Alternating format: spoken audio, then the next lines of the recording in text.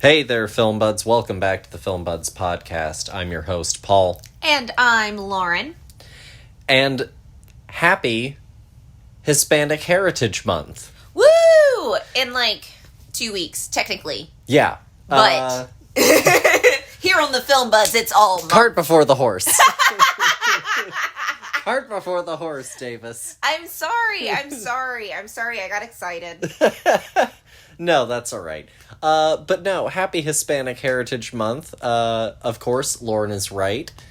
Hispanic Heritage Month does not actually begin on September 1st.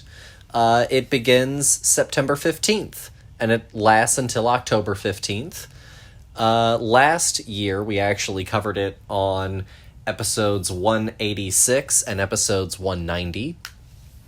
Actually at mid-September and mid-October, perfectly. Yeah, we did kind of a normal one in September, and then we did the horror one in October. Correct, yeah. We did Frida and Under the Same Moon, La Misma Luna. Oh, yes. And then, of course, we did Kronos and Tigers Are Not Afraid. But this year, we were planning out the calendar. We did this months ago, almost a year ago now. And we were trying to plan out monthly themes, and we decided that we would go ahead and dedicate all of September to Hispanic heritage. It seemed like the good call. It seemed like the interesting call. We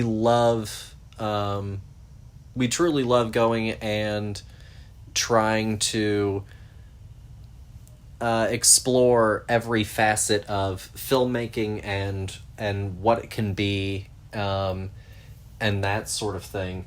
And so it just seemed like a good idea to do, because also we really enjoyed it last year. No, yeah, I had a blast doing it. I honestly couldn't, me, I can't remember crap.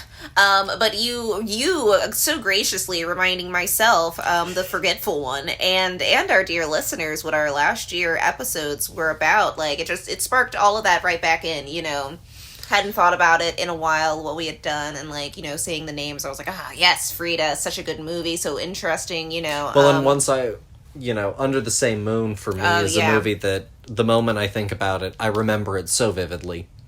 Oh, yeah, for sure. Because I just, that was one that I didn't know where we were going with that one for a little bit there. But also watching Kronos. Crazy vampire movie. Super fun. Yeah. Guillermo's first. Yeah. And now we're doing the second one. That's... We're just going to go through the whole thing, Don't worry. We're checking them off one by one, folks. That's right. Always a good time here with Guillermo. We're gonna make them through one by one, and eventually one day we'll maybe get to have them on. Oh. Wouldn't that be something? That would be something. One can dream. But yeah, so we decided to do that again this month, and we actually recently went through and purchased some of the films from the Criterion collection that we're going to be talking about this month. And, as Lauren said, we're going to be doing Guillermo's second big movie. We're doing El Espianzo del Diablo, also known as The Devil's Backbone. See. It's from 2001. And it's I wanted to go back and do it because it's one of the few Guillermo movies that I haven't seen. I have pretty much seen. Yeah, I think I've seen all of them now, except until this point. I think that I had pretty much seen his entire filmography. So this was the last little piece. I don't know if I can confidently say yes or no to how many Guillermo movies I've seen out of what there are, because I truly don't know the entire list. Well, we'll get into that in a second. Okay. Cool. Delightful. But on top of that, we have, of course, also now really gone fully through like our first full year of Film Buds, because August was our first month. And so now we have gone through and like fully completed a full year of Film Buds. Wow, I've been critiquing for a year now. Yay! Next stop, the North Carolina Critic Association. I'm coming for you. And so, it also feels good to go back and kind of touch on something that we did again, a year ago. Creating traditions. Yeah. I guess before we get started, I was having a conversation with, I have an international set of coworkers. And one of my coworkers is a lovely woman from Poland. And she and I were talking about film, and she's not particularly fond of most, not all, but most American cinema. And she really, truly enjoys international cinema. And we got into a little bit of storytelling and international perspective and that sort of thing. And I wanted to ask you, as someone who, especially I think particularly, doesn't have a, film background in any kind of classical, training sense, and having gone through during this year where we have touched on a lot of different cinema, both inside of America and internationally from a lot of different time periods, what would you say stands out to you the most about the key difference between traditional Hollywood cinema storytelling and international cinema? I think that international cinema is willing to do something weird. I think that there's this like openness for, obviously there are things that are, considered, I guess, ordinary, but everything has, something interesting about it, whereas I find that a lot of American cinema can be very safe in its structure. It's very predictable. It's at some points hard to go on that journey with this character because it's just so familiar that I could be doing my taxes while watching it because like I don't actually have to watch this movie. I know exactly what's going to happen next. This character is going to do X. They did it. All right, then that's going to lead us to Y. Ooh, fantastic. And it can kind of be boring. And like that's not saying that like for the that everybody who is making a movie in America is following these kind of set guidelines, but as a massive media conglomerate that it is exactly that. It's a content machine, and it's hard, I think, for a lot of movies nowadays to actually make their mark on the pavement. It's because of the fact that they're just, they're mediocre movies, which would be fine if there wasn't such a vast quantity of them. They're getting lost in the slog instead of being like something kind of bad in a sea of interesting things. There's something kind of bad in a sea of also kind of bad things that's going down a rushing rapid of just it's just sound, it's just noise, Well, and I think by design, I think that traditional American cinema is geared toward naturalism and realism in some sort of sense. Oh, that's totally fair. Whereas I think that, like, you look at Guillermo's filmmaking style, or you look at Hispanic film in general, as far as we've experienced it, but then you also go and look at, like, Japanese cinema, or even some of the Indian cinema that we've seen. I think that you see a willingness to extend to melodrama in the same way that theater does. In a still natural way, but a very heightened way, you know? And I think that that willingness to also bask in more emotionally palpable storytelling also helps it transcend language barriers on a certain level as well, better than toned down naturalism. Because you and I can be having a conversation in English that is very, very serious and very, very nuanced, where we're not really having a lot of emotional pitch that gives away really anything that the moment is about. Whereas you go and you look at something like The Lighthouse, and that's a very physical, melodramatic, willing to live in grandeur on a certain level in the performance sort of storytelling that you also see echoed in things like Japanese cinema with certain samurai films, or with Godzilla. You know, this willingness for melodrama that is naturalized. No, for sure. And I guess that's kind of what I meant when, by they're willing to make bigger, bolder choices. Yes.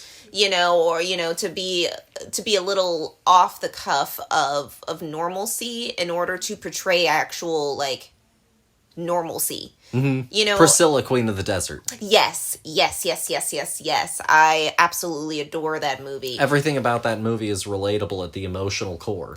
But it's wrapped in this just, like, fun ride of a movie that's not distracting either. And is fully whatever a cinematic spectacle is. Exactly. It's really taking the medium and respecting it and showing it off.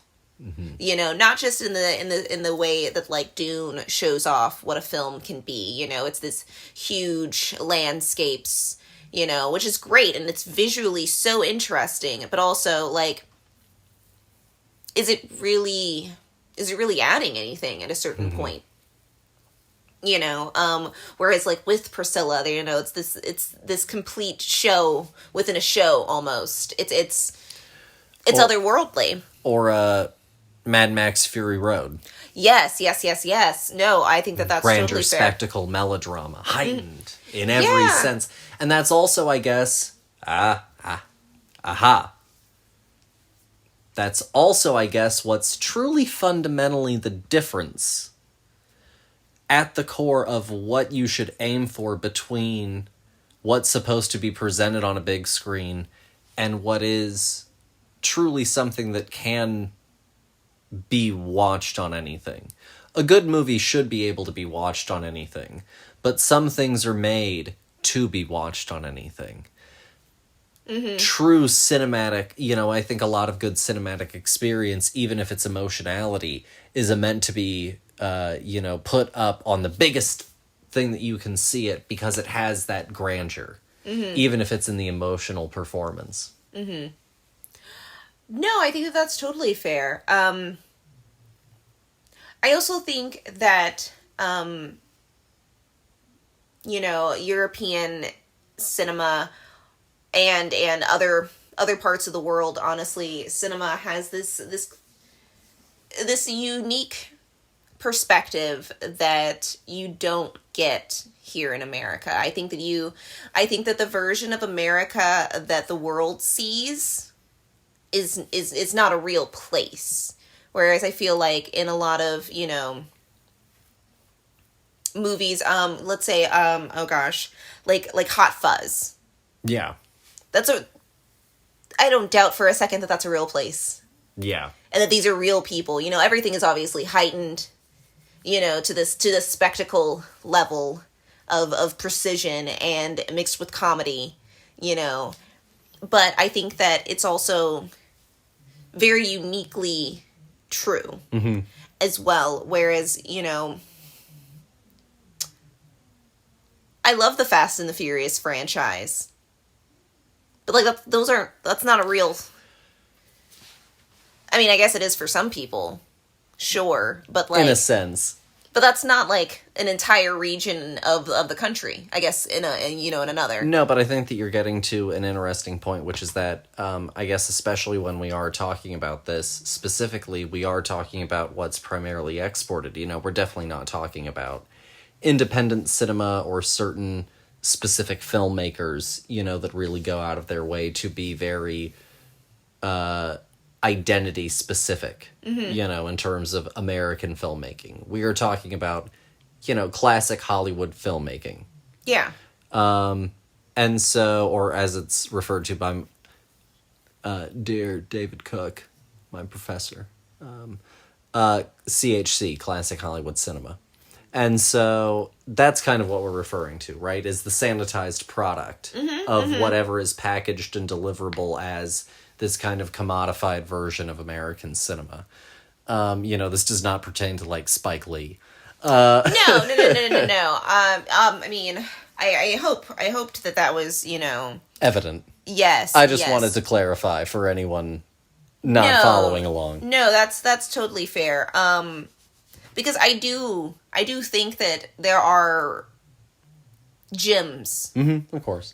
In, American cinema, obviously, but I think that as like a mass entity. No, and I think that the general willingness is not there. No, yeah, because at the end of the day, the American movie system is a business. But also, and I think that I really clicked on something here especially. I think that if you look at the theater traditions of other cultures, like Japanese theater, and I think that if you look at like Central American and South American, things like telenovelas and that sort of thing, there is a lot of just cultural importance on that heightened performance. Well, also, to your point, as well, there's more respect, I think, for arts in general in other parts of the country, more so than here in the States. We basically either say, like, you've got to be a movie star or a pro athlete, and then that's it. Nothing else in between those two things truly matter. You can't actually, here in the States, become, like, the next Van Gogh. It's impossible because nobody cares. Because you're not a movie star or a pro athlete. Or a TikToker. Or a TikTok dancer, extraordinaire. Good. I'm glad you all know the same dance. Welcome to my entire life. Welcome to musical theater. But no, and so I think that that's one of the things that I've definitely really learned and sort of gleaned from it is just that sort of willingness to let cinema be exactly what it is and let it be as big as it needs to be. No, yeah, use the medium in interesting in different ways through your own personal lens. And mash things together to tell the story that you need to. Yeah, gosh, that Christmas movie that we watched, oh gosh, the was it Rare Danish? Exports? Yes, that movie. I think about that movie all of the time, and it's because it's doing something completely unexpected. Yeah, it's so nice to go down a ride, like a roller coaster ride, for the first time, especially when you think you know what you're getting in for. Yeah. It's great. No, absolutely. And so I guess with that sort of out of the way, we'll go ahead and jump into Hispanic Heritage Month in earnestness. Now, if you want to hear about the further background of Hispanic heritage, I'm afraid I don't have the history lesson for you here. You gotta go back to 186. Sorry about it. I mean, hey, we'll link it below, and, there we go. We did all the work for you. There you go. So if you want to go and hear the background of Hispanic heritage, you can pause here, go there, come back. But or essentially... Just, finish this out. It starts at the Independence Day of a lot of different nations in Central and South America and that sort of thing. And it lasts, like I said, from mid-September to mid-October. And it's meant to be like a whole big sort of celebration, and so this month with it, we're trying to touch on more things than we did last year. Last year it was very specifically, almost inadvertently, sort of Mexican focused, in all of the stories that we did. Mm-hmm. And so with this month, we're trying to dance around and touch on a few different things. But, like we said, we had to go back and touch on something familiar, and we're going back to Guillermo del Toro's The Devil's Backbone. Guillermo, of course, was born in Mexico. He is a Mexican filmmaker, but what's interesting also is that two of his big films take place in Spain. Mm-hmm. But they did star and film in Mexico and film and involve Mexican actors and South American actors and that sort of thing. So without further ado, The Devil's Backbone was released in 2001. It's rated R. It lasts an hour and 46 minutes. It is written by Guillermo del Toro, Antonio Trasoras, and David Munoz, and it is directed by Guillermo del Toro. The plot is after Carlos, a 12-year-old whose father has died in the Spanish Civil War, arrives at an ominous boys' orphanage, he discovers the school is haunted and has many dark secrets which he must uncover. The cast includes Marisa Paredes as Carmen, Eduardo Noriega as Jacinto, Federico Lupi as Dr. Caceres, Fernando Tielve as Carlos, Inigo Garces as Jaime, and Irene Viceros as Conchita. And so I guess without further ado, especially since they've heard me yammer for quite a bit now, we'll turn it on over to you. We've both been yammering. Dear, what did you think of The Devil's Backbone? I thought that this movie was really interesting, honestly. I think that all of the things that Guillermo does has a lot of thought and, foresight involved with it, and I really enjoyed watching this movie kind of unfold around me, especially about a topic that I'm not familiar with. I'm not familiar with the Spanish Civil War at all. It's the Civil War that we just don't talk about in American schools. And honestly, yeah, I'm not very familiar with most of Spain's history, unfortunately. Might be. But this was very eye-opening as well to that, in this battle that wasn't that long ago as well. This movie's set in the 30s, like the mid to late 30s, which is fascinating as well, trying to put that into my own American timeline and what that means. I really enjoy his style of filmmaking. I think that this movie is this beautiful telling of this little boy kind of discovering that the world isn't as nice of a place as like you would want it to be.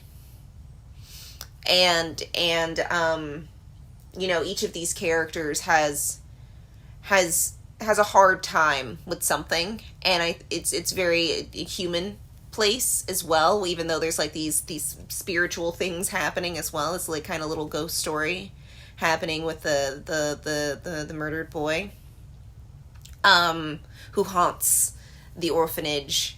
But no, I really dug this movie a lot. I thought that the characters were really intriguing. I thought that the actors did a phenomenal job. They also have a fantastic director really guiding them through the emotional impact of these lives that they're living. Hard times. I love the like transition that this movie goes through of being like a spooky ghost story and then the kind of being an action film for a little bit, like a little mini one. It's fun. I think that it's a whole journey, and I don't think that anything ever feels out of place. No, I think that's all fair. Like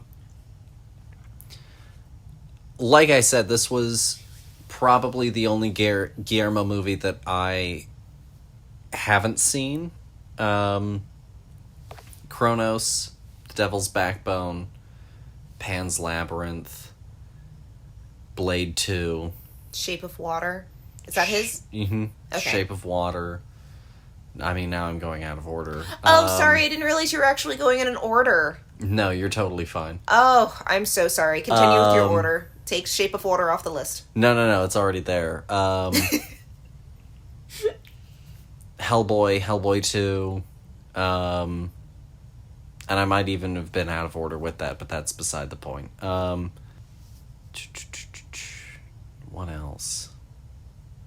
Nightmare Alley, of course. Oh, yes. Pacific Rim.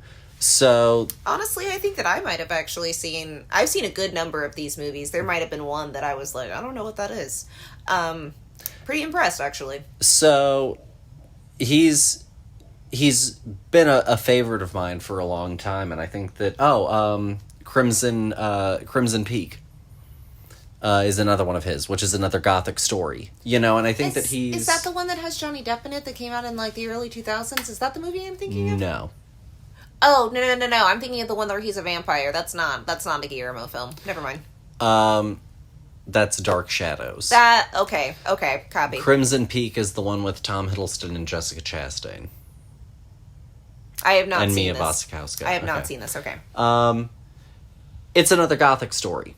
And I think that he is very, very... I mean, it's omnipresent in everything that he does. And, this and Pan's Labyrinth are 100% companion pieces. Kronos as well to a certain extent, but Pan's Labyrinth especially.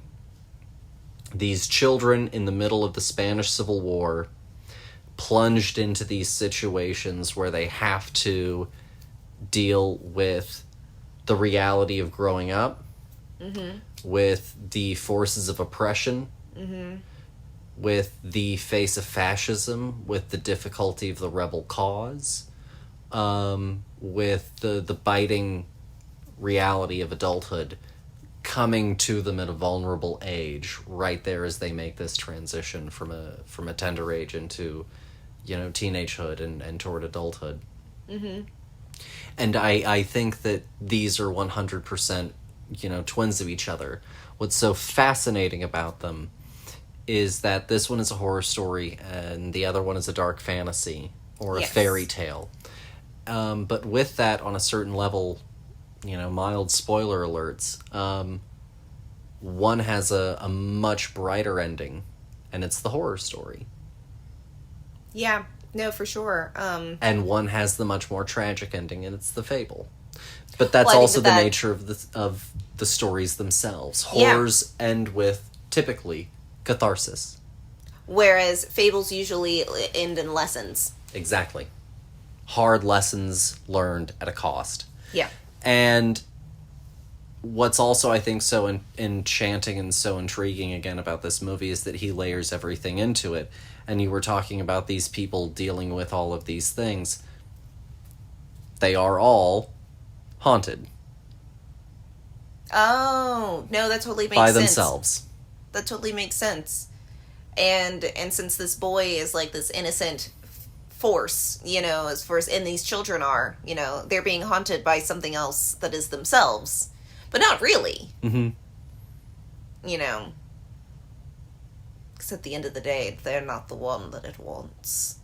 No, but they are, it goes back to that sort of Shirley Jackson idea of what is a haunting and like the Haunting of Hill House. Yes. And that yes, kind yes, of yes. idea. No, I think that's totally fair, especially with everybody's thing that they're battling. Mm-hmm. It's a burden that you carry with you. And some are more obvious than others because also some of them aren't, self-inflicted things, for Homie's fiance. It's definitely not anything having to do with her. No. And some of these characters aren't necessarily all haunted.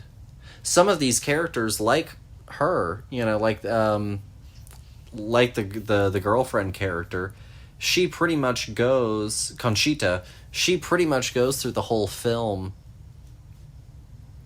not haunted. She never comes close to experiencing any of this sort of stuff. Well, I guess, thinking that, like, his treatment of her was, like, the thing that was holding her back. For sure. But, you know, certain characters are definitely very plagued, very burdened. By what they carry with them. And for some of them it's grief, and for some of them it's loss, and for some of them it's just an internal emptiness.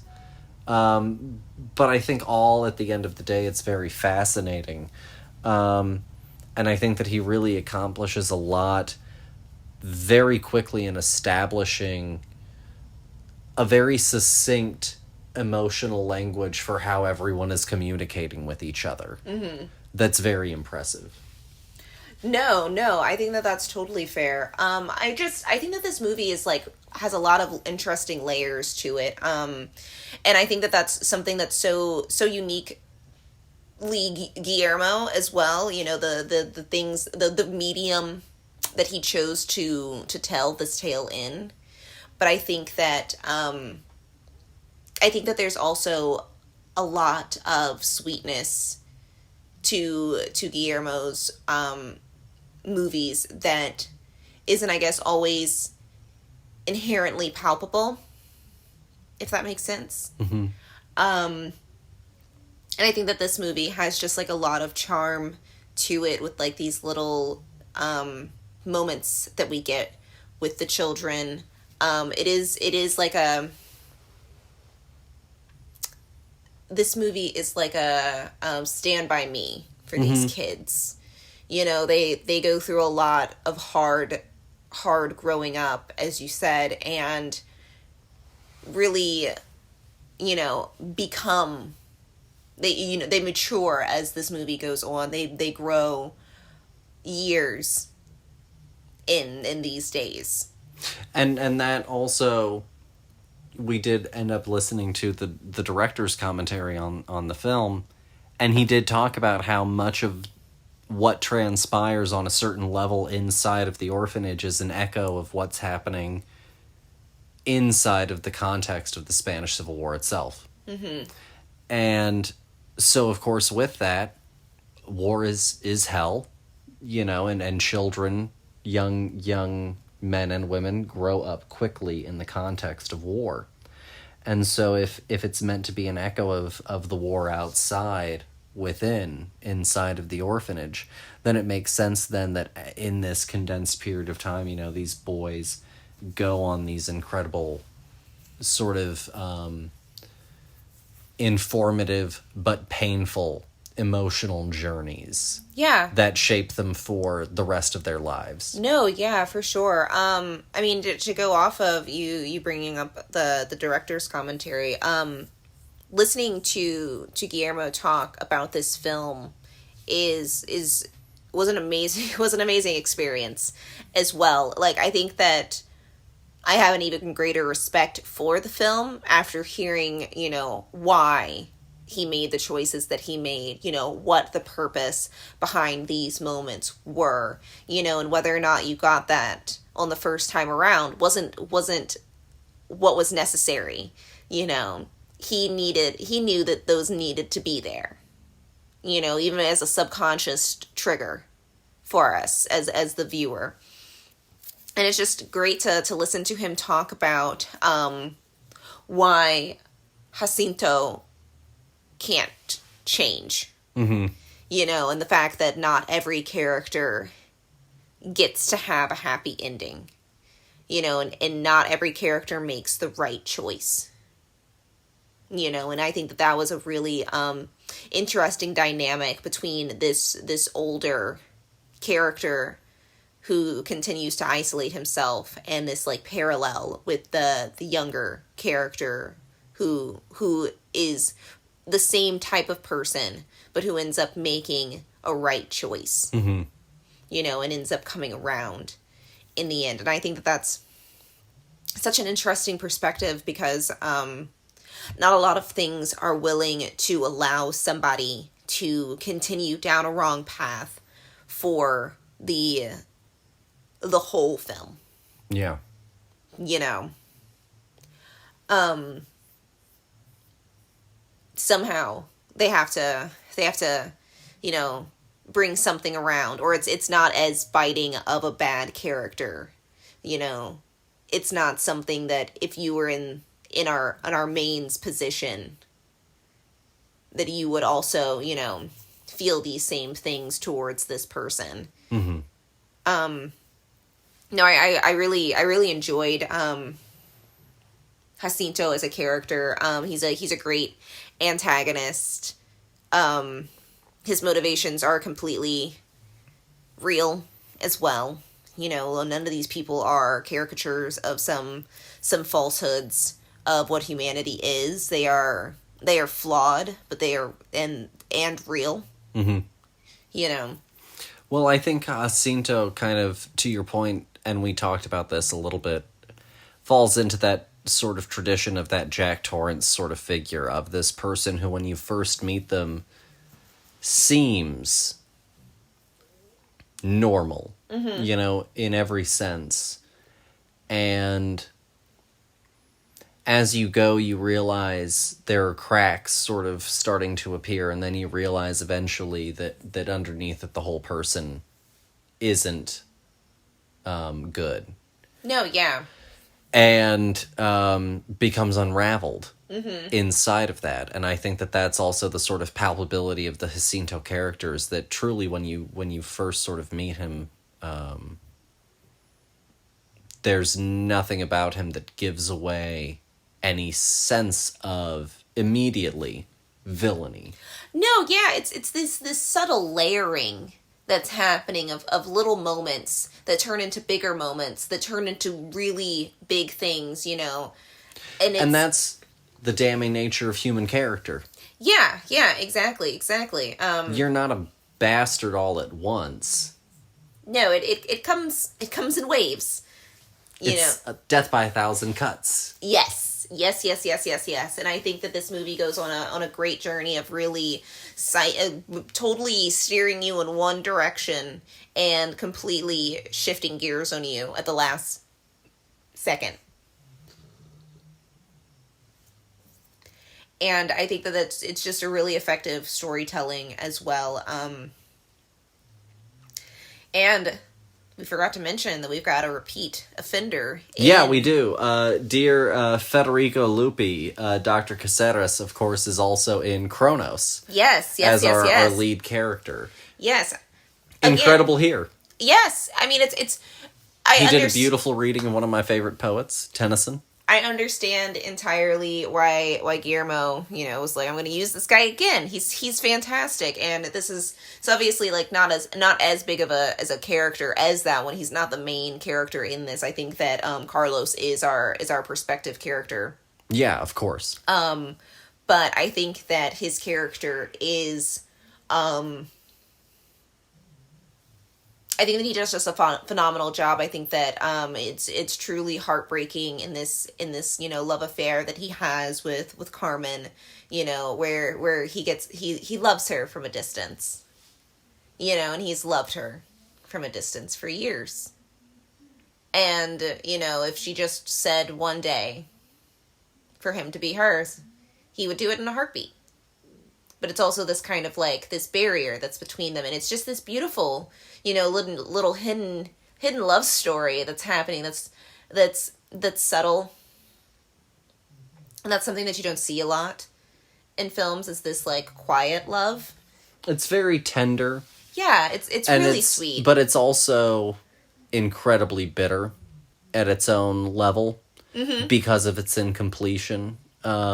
Which also goes back to, on a certain level, part of true Arthurian romance in the traditional sense of courtly love, which is this idea of, you know, a woman with another man for a particular reason in the sense of Arthurian legend, duty or honor, and the one that she's truly in love with being this one that she can only love from afar. You know, and it goes back to that same sort of that distant pang of the heart, that that little quiet void. Yeah. And it's not something that's really talked about. I think that Guillermo, because of just the life that he's lived, honestly, has just this beautiful perspective, and you know, the fact that he manages to find so much beauty in stuff like this, you know, just shows how much he cares as well. You know, if he's willing to, because I think that people have this misinterpretation of what Gothic means. Just as a word, as a theme, as a sense of what it literally is. Yeah, you know, and I think that this is an unexpected valley of what that can be. You know, this thing where people think that it's supposed to be, you know, dark and gloomy and you know, and very negative and a light. You know, it can be beautiful and sensitive and sweet, but also tragic. Well, I think a few things to really quickly go off of that. One of the interesting things that you bring up, Gothic, of course, is also tied to, at least in particularly, especially like a European sense of Gothic, a religious sensibility. Mm-hmm. And in particular, one of the figures that they kind of latched onto in the Gothic era was the Virgin Mary. Mm-hmm. And the pain of this sort of mother that, you know, gives birth to a child destined for greatness and tragedy. Mm-hmm. You know, and that kind of, you know, they really latched onto the Madonna. Mm-hmm. Furthermore, one of the offshoots of Gothic, of course, becomes Baroque and then Rococo, which are exaggerations. You know, it's Gothic, but to this exaggerated, hyper, ultra surrealist, almost colorful, vibrant, exuberant degree. But Gothic had all of that elements, again, of grandeur and spectacle, but it was always pinned with this sensibility of love and pain, which is part of the whole joke of the Addams Family. No, yeah, I was actually gonna take a quick side note over to the Addams Family and like the Munsters and, you know, all of these things that we grew up watching that not necessarily, I guess, were new to us in the sense that like they were coming out at that time, but like it was stuff that we indulged in because of the fact that it was constantly being shown to us, you know, like the Scooby-Doo and stuff like that, you know, has, you know, all of these things have this really like dark and gloom to them, but also like a lot of warmth. This, I mean, honestly, you nailed it on the head with the Addams Family. You know me. I love the Addams Family. Love and pain.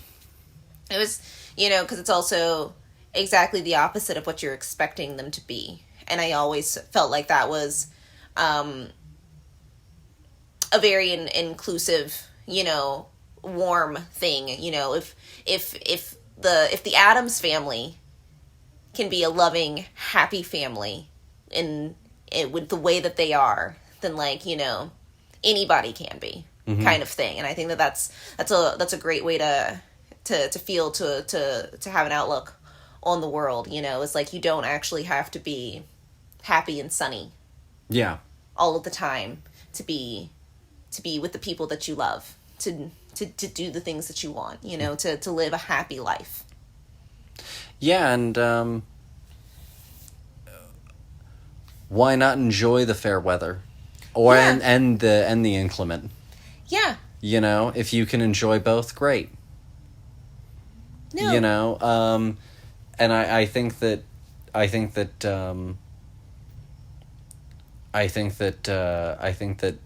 Guillermo understands this innate sort of longing that people have for something, and that true human decisions are made in the longing of something. Mm-hmm. You make bland decisions when you don't want. Mm-hmm. Because what are you wanting? And I think that that's what he understands so innately about character, is that good character comes from the want to fill a need. It doesn't matter what that need is. You assign it to the character, and that informs what those decisions that they're making are.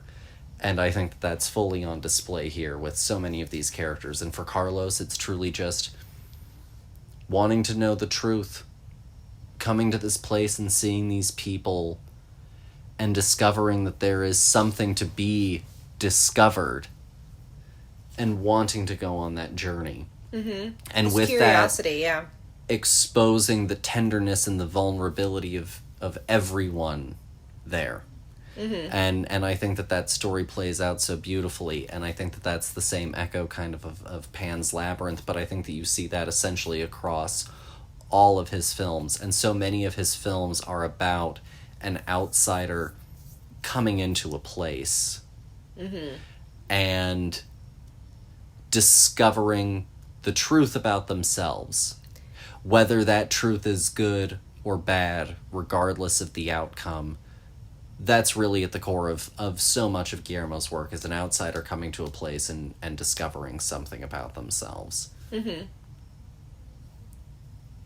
No, yeah. And that can be scary. Mm-hmm. And I think that that's also, like, that's why this is the perfect kind of way of telling these tales, is because it's also, it's wrapped in its own allegory.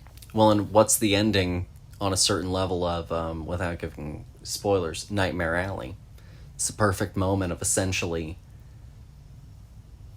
ecstatic grief. Ah. I have found purpose. Yep.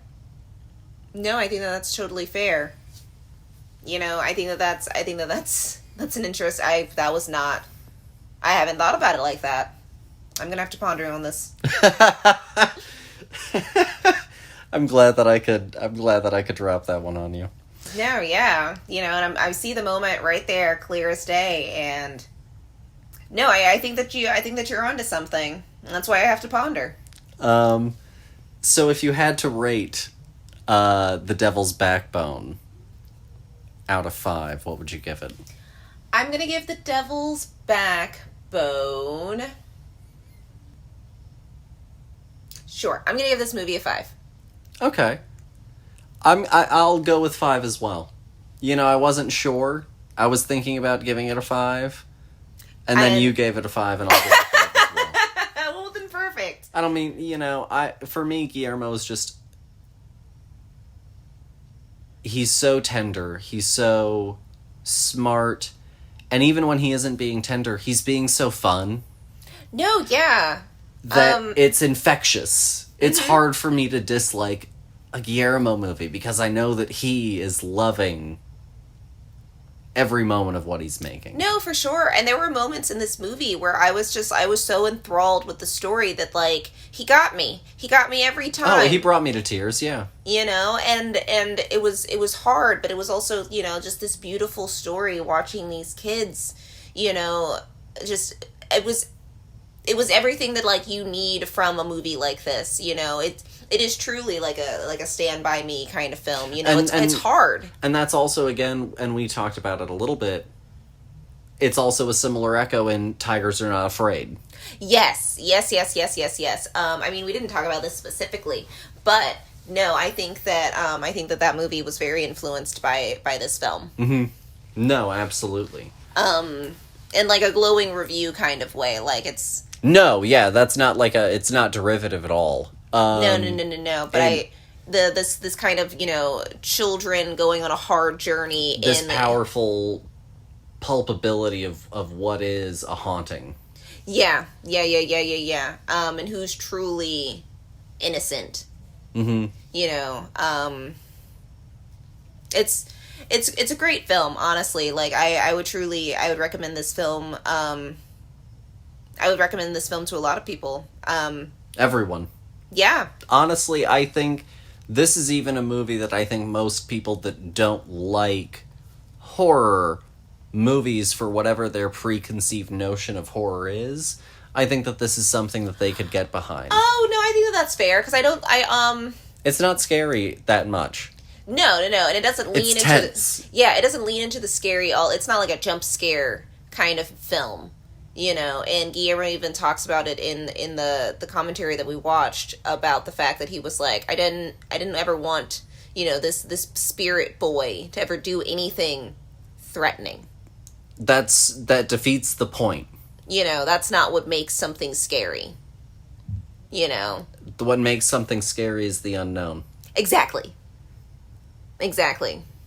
And what we project sometimes onto it. And I think that's this great journey of seeing that kind of journey through a child's eyes is fantastic, because it's also the most innocent form of it, and it's the most imaginative of it, so in reality all of this stuff could, in theory, just have been a fiction.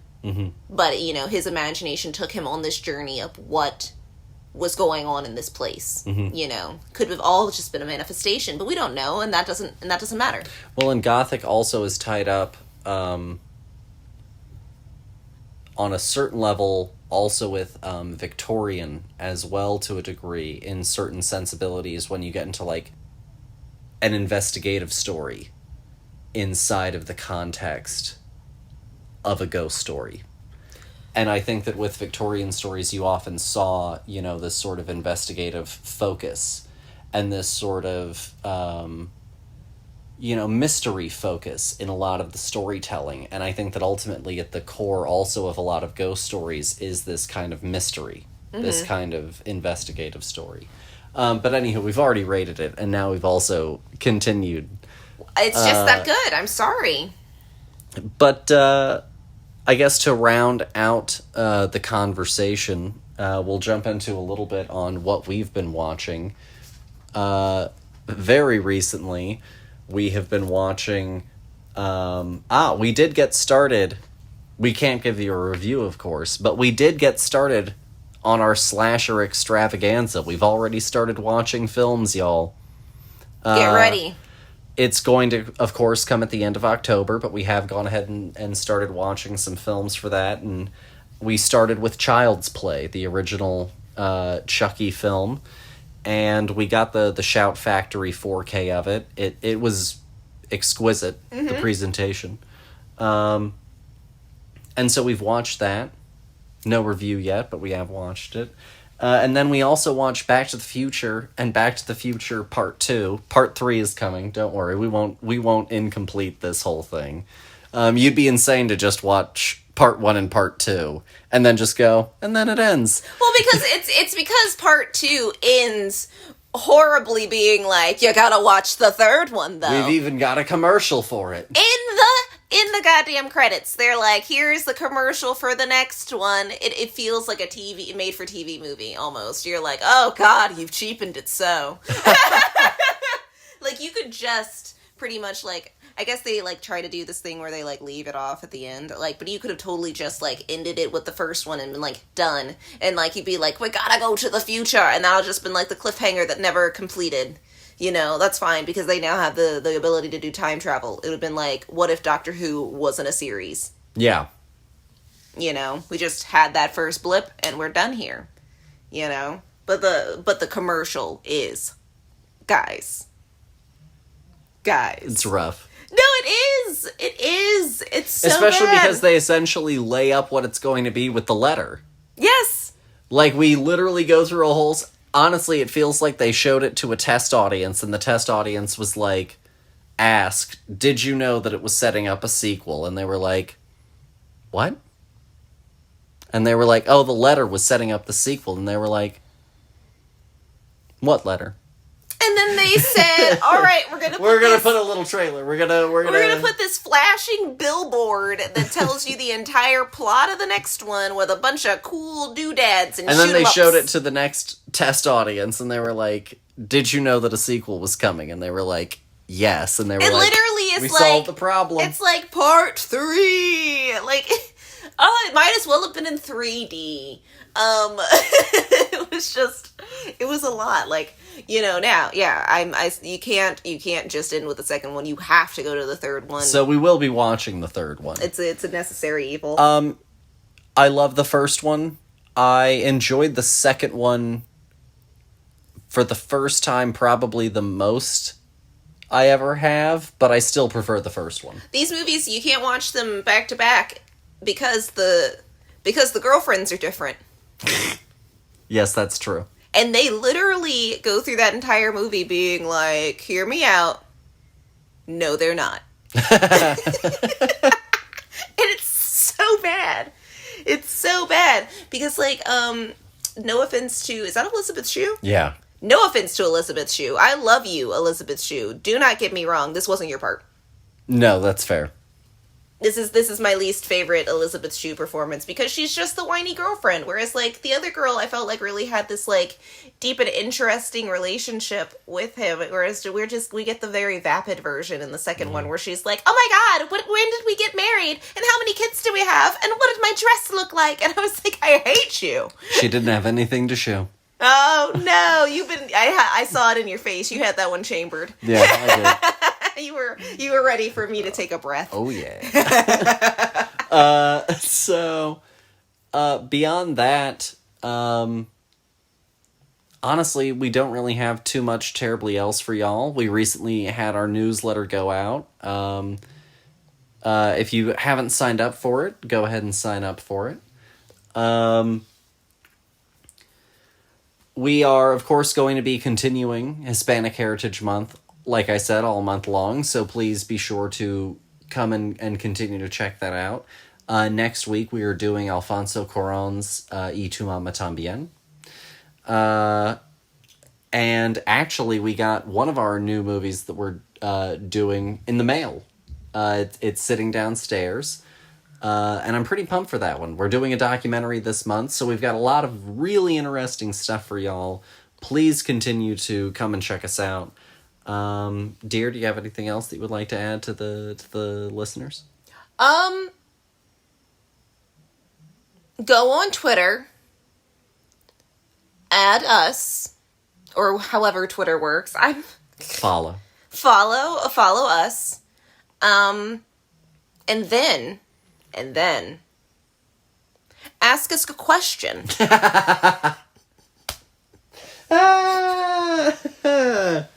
Really simple instructions. You probably already have a Twitter if you're a normal person in the world.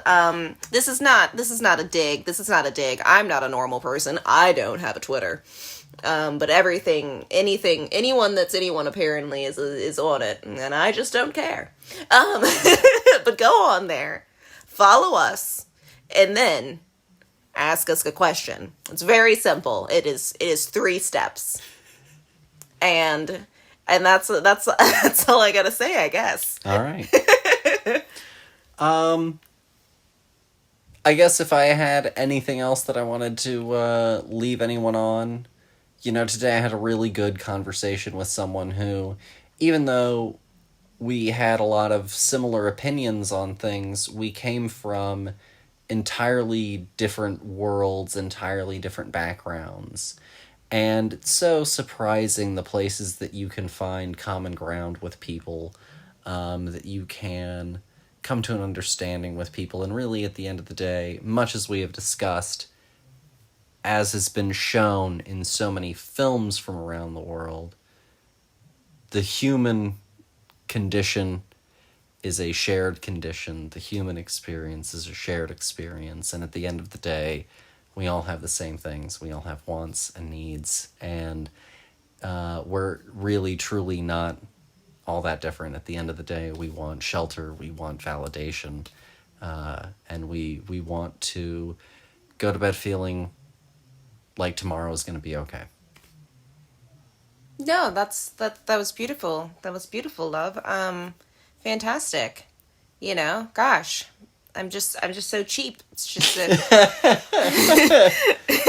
But also go and ask us a question on Twitter. There, yeah, see, yeah, there, yeah. feel better. I win. No, it's not about winning. It's about feeling good. But no, thank you guys as always for listening. Yes. We'll talk to you guys next week. Bye. Bye.